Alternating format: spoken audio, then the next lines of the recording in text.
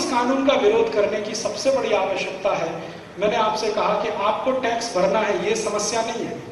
समस्या दूसरी है, आपकी ग्रॉस इनकम और नेट इनकम दोनों टैक्सेबल हो गई है और सरकार की नजर में है। माने अब थोड़ा पैसा भी आप बचा नहीं पाएंगे, माने धर्म के काम में अब आपका पैसा कम से कम जाएगा, और धर्म के काम में पैसा कम जाएगा तो मंदिर और मंदिरों से जुड़ी हुई संस्थाएं ये सब सूख जाएंगी, और ये संस्थाएं सूखेंगी तो सच में सबसे बड़ा आघात धर्म पर ही होगा। चाणक्य ने, महाराज जी, एक बहुत सुंदर वाक्य कहा है, धर्मस्य मूलम अर्थम, अर्थस्य मूलम कामम।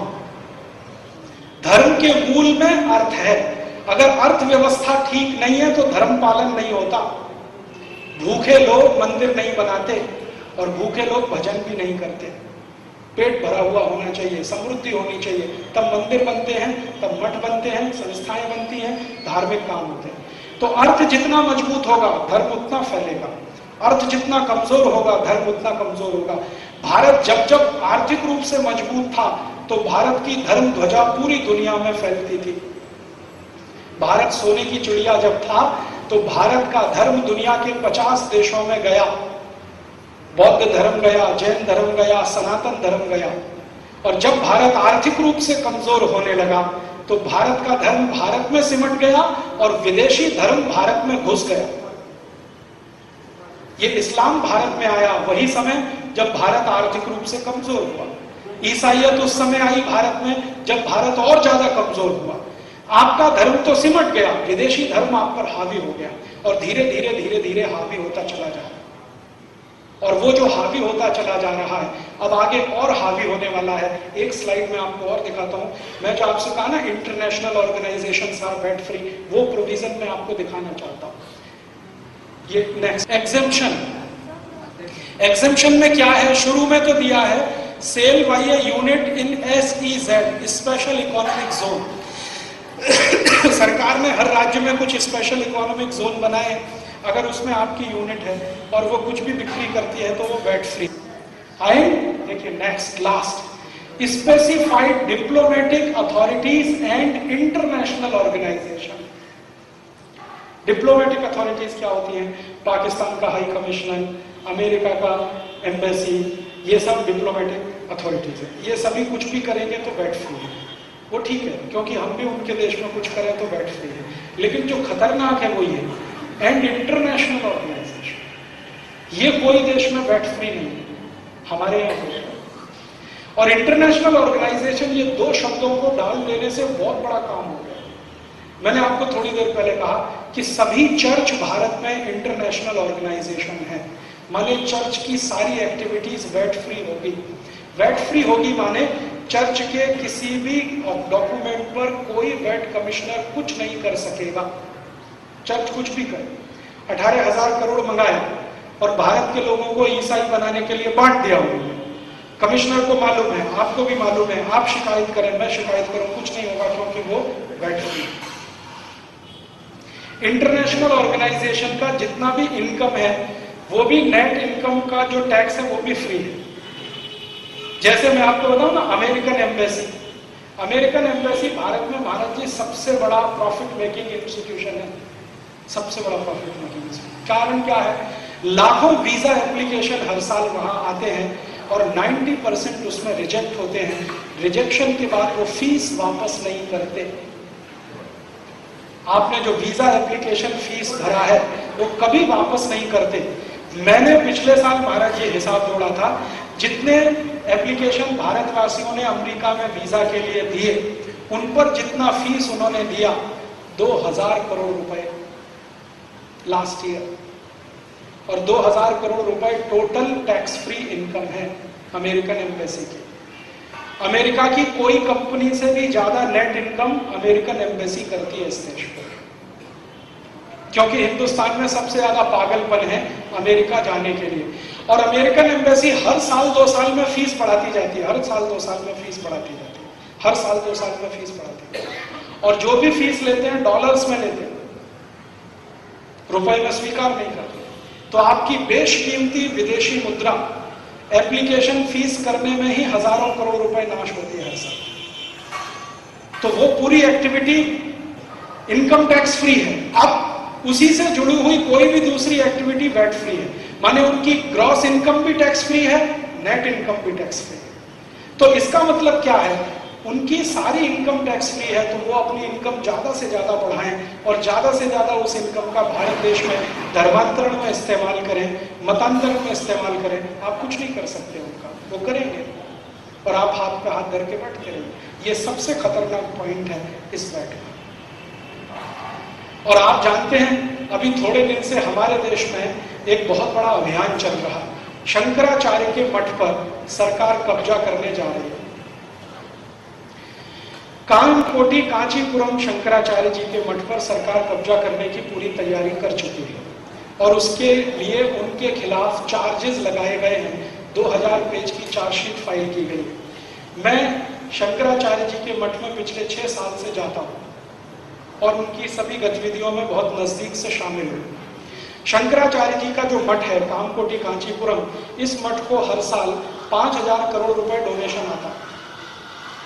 5000 करोड़ रुपए डोनेशन आता है। शंकराचार्य जी को एक बार मैंने पूछा ये डोनेशन का मैक्सिमम इस्तेमाल कहाँ होता है, तो उन्होंने कहा सबसे ज्यादा मैं इसका पैसे का खर्चा करता हूं उन गांव में जहां पर गरीब हिंदू ईसाई बन गए। तो वो क्या कर रहे हैं, शंकराचार्य जी दक्षिण भारत के गांव में जो ईसाई बने हुए हिंदू हैं उनको वापस हिंदू बना रहे हैं, उसमें उनका सारा पैसा खर्च होता है। 5000 करोड़ हर साल वो खर्च करते हैं। मैंने एक दिन कहा शंकराचार्य जी को ये तो बहुत बड़ी रकम है जो आप खर्च कर रहे हैं। तो शंकराचार्य जी ने कहा तुमको मालूम है ईसाई बनाने के लिए 18000 करोड़ खर्च हो रहा है, मैं तो उसका 1/3 भी नहीं कर रहा।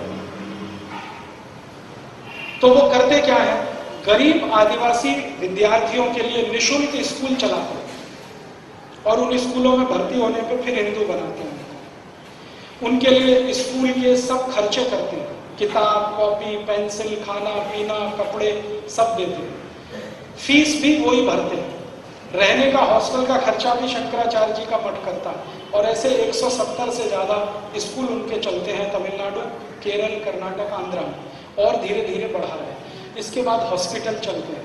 उन हॉस्पिटल में निःशुल्क चिकित्सा की जाती है ऐसे लोगों की जो गरीब हिंदू थे, आदिवासी हो गए हैं, वापस हिंदू बनने को तैयार है, उनकी वो निःशुल्क चिकित्सा कराते हैं। इस सब में खर्चा होता है। सरकार चाहती है वो सब बंद हो, क्योंकि जो क्रिश्चियन इंस्टीट्यूशंस हैं उनको ये बर्दाश्त नहीं, क्योंकि शंकराचार्य उनके सामने खड़े, अब आर पार की लड़ाई हो गई है। तो क्रिश्चियन इंस्टीट्यूशन का असर जैसे ही बढ़ा, मैंने सोनिया गांधी जिस दिन इस देश की सुपर प्राइम मिनिस्टर बनी उसी दिन से ये षड्यंत्र शुरू हुआ। इसके लिए तरह तरह से कोशिशें चल रही हैं। एक तो सीधे उनके ऊपर चार्ज लगाओ, उनको जेल में डालो, चार्ज प्रूफ नहीं हुआ फिर भी जेल में डालो, और जिनके ऊपर चार्ज प्रूफ हो गए हैं उनको कैबिनेट मिनिस्टर बना के बिठा लो। शिबू सोरेन 78 मर्डर किए हैं शिबू सोरेन, जिंदा जला दिया। 78 मुसलमानों को शिबू सोरेन ने जिंदा जला दिया झारखंड में। सबूत है, अपराध सिद्ध हुआ है, चार्ज प्रूफ हुए हैं, लेकिन आज तक वो छूटा हुआ है क्योंकि सरकार में मंत्री बन के बैठे। और अगर सरकार उसको अरेस्ट करे तो केंद्र की सरकार गिरे, तो शिबू सोरेन को मंत्री बनाओ, उसको सुरक्षा दो, और शंकराचार्य जिनका अपराध अभी सिद्ध नहीं हुआ उनको जेल में भेजो और पूरे देश में बदनामी कराओ। टीवी चैनलों को पैसा दे दे के खबर छपवाओ, और टीवी चैनल जो अमेरिका से संचालित हैं जैसे स्टार न्यूज, पूरी तरह से अमेरिकन टीवी चैनल, 3 महीने उसने शंकराचार्य के खिलाफ विश्व वमन किया। सत्य उसके विपरीत है। शंकराचार्य के ऊपर एक भी आरोप सिद्ध नहीं होगा जब सुप्रीम कोर्ट में मामला जाएगा। सुप्रीम कोर्ट ने भी ऑर्डर दिया है कि तमिलनाडु में कोई निष्पक्ष न्याय नहीं मिलेगा, इसलिए सारे मामले कर्नाटक में ट्रांसफर किए जाएं। उसी दिन जयललिता परेशान हो गई क्योंकि उसे मालूम है दूसरी किसी अदालत में सिद्ध नहीं होगा। एक दिन सुप्रीम कोर्ट में शंकराचार्य जी का बेल एप्लीकेशन गया, उसी दिन स्वीकार हो गया, और हाई कोर्ट ने बेल एप्लीकेशन स्वीकार नहीं किया क्योंकि हाई कोर्ट जयललिता के कंट्रोल में है। जयललिता सोनिया गांधी के कंट्रोल में है, सोनिया गांधी चर्च के कंट्रोल में है।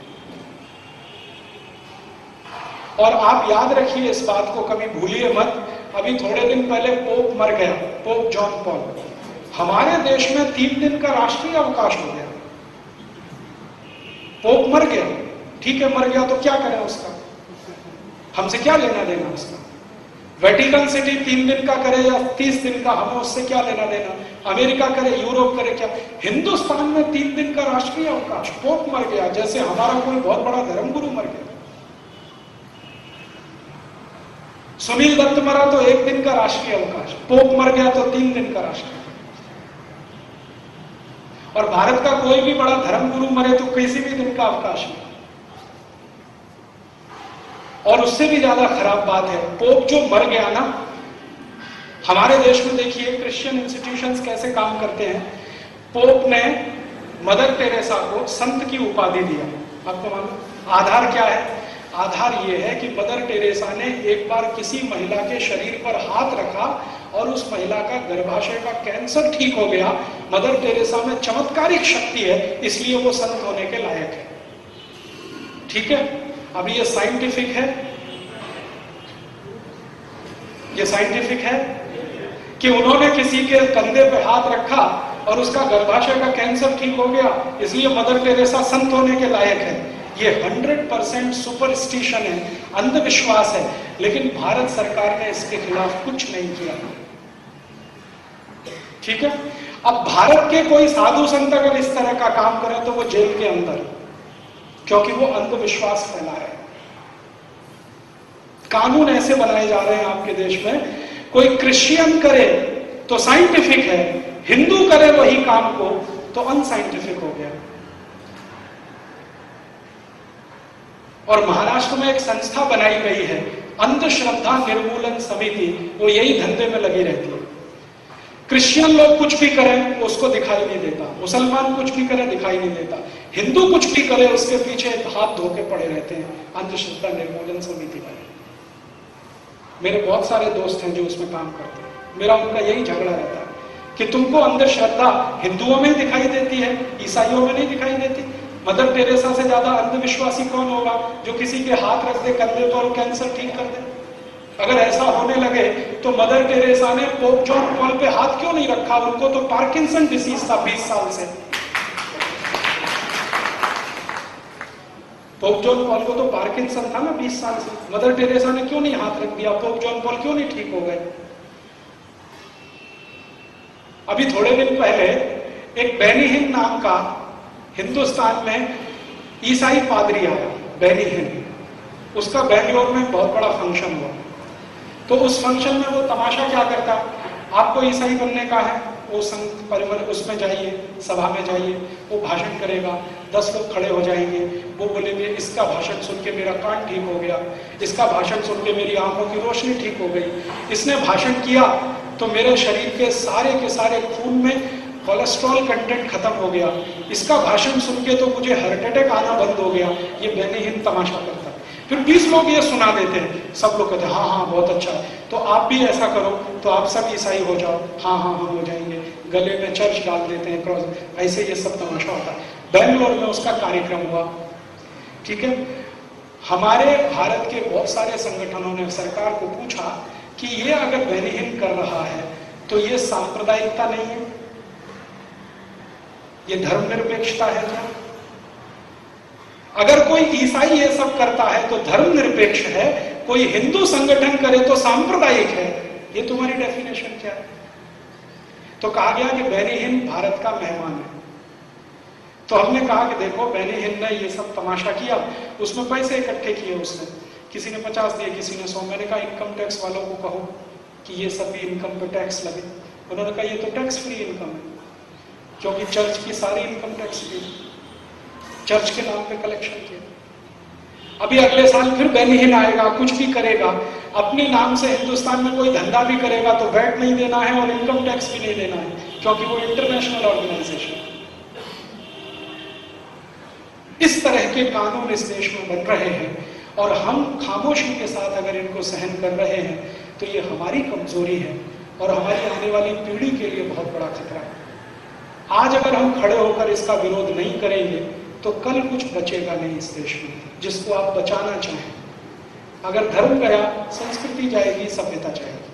और ये वैल्यू एडेड टैक्स का आक्रमण धर्म के ऊपर है, अर्थ के ऊपर नहीं है। मैं आपसे बार बार कह रहा हूं, क्योंकि अर्थ में क्या होगा, व्यापारी को टैक्स है ना, वो ग्राहक से लेके सरकार को दे देगा, उसमें प्रॉब्लम क्या है? थोड़ा बहुत रिश्वत ज्यादा देनी पड़ेगी, वो भी करेगा।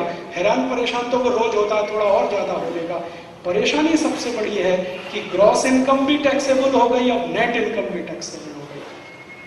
सबसे बड़ा खतरनाक बिंदु ये है इसका माने टोटल इनकम सरकार की नजर में है। अब आप कुछ छोड़ नहीं सकते, छुपा नहीं सकते, बचा नहीं सकते। माने डोनेशन के लिए अब आपके पास पैसे नहीं बचेंगे, माने डोनेशन अब लगातार कम होंगे, तो धर्म का काम कम होता जाएगा, मंदिर बनने कम होंगे, मठ बनने कम होंगे, धार्मिक गतिविधि कम हो जाएगी। महाराज जी कहेंगे पैसा लाओ, आप कहोगे है ही नहीं, सरकार ने ले लिया टैक्स में, कहां से दें आप? महाराज जी चाहते हैं जैन स्कूल बने, आप कहेंगे पैसे ही नहीं है, जैन स्कूल बनेंगे कैसे? तो इसलिए आपको इसका विरोध करना बहुत आवश्यक है। और